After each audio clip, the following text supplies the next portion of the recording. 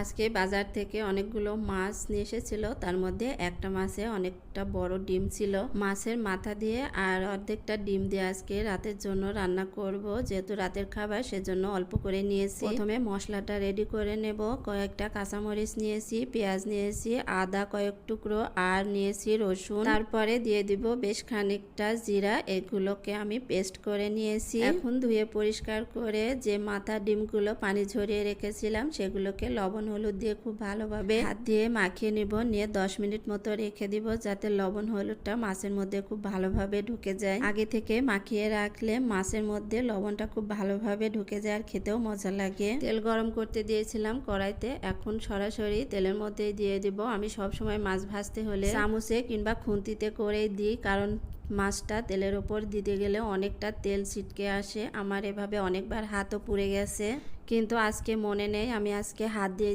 দিয়েছি। তারপরে দেখতে পাচ্ছেন কতটা তেল ছিটকে এসেছে। মাছের মাথার ডিমটা ভেজে তুলে রেখেছি। রেখে আমি কিছুটা জিরা ফোড়নে দিয়ে ওই যে পেস্ট করা মশলাটা দিয়ে দিলাম তেলের উপরে। মাছের ডিম ভাজতে গেলে এভাবে তেল কিন্তু পুড়ে যায়, একেবারে চটর পটর করে তেলের উপর থেকে ফুটে সারা কড়াইতে ডিমগুলো একেবারে ছড়িয়ে ছিটে যায় আর কিছু পুড়েও গিয়েছে।